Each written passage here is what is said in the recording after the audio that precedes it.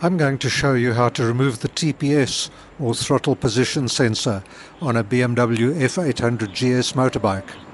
The first thing you're going to do is to take off this little plastic side panel, which is held on by just one of these little Torx screws. You simply unscrew and remove that one screw and the plate will then be loose.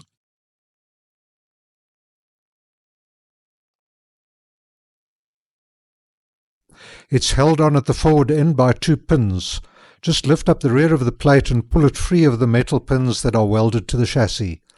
That will reveal the throttle body and the throttle position sensor, which is held onto it with two screws. First, unclip the harness by pushing in the spring clip and then pushing off the plug socket. The throttle position sensor is held onto the throttle body by two screws. Undo these and remove them, and the TPS will then be loose. Take care to pull it straight out and be careful not to drop the O-ring when you're removing it, or it could drop down into the innards of the bike and be lost.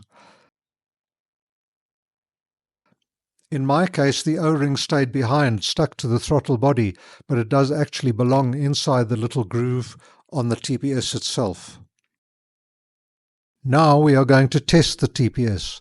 We connect two test leads to the center and left-hand terminals, and we connect the leads to an analog multimeter.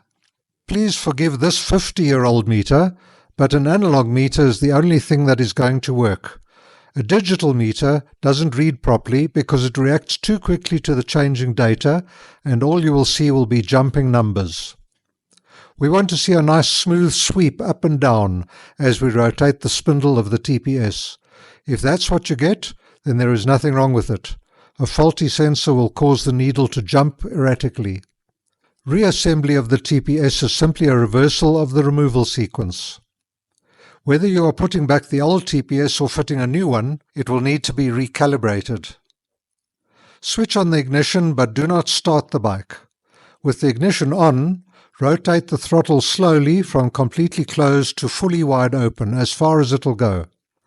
Slowly open and close the throttle 5 times in succession with a short gap in between.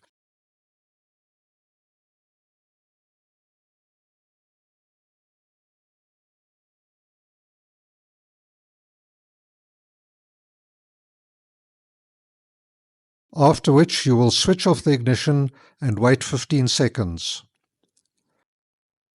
Turn the ignition back on again, start the bike, and you're done.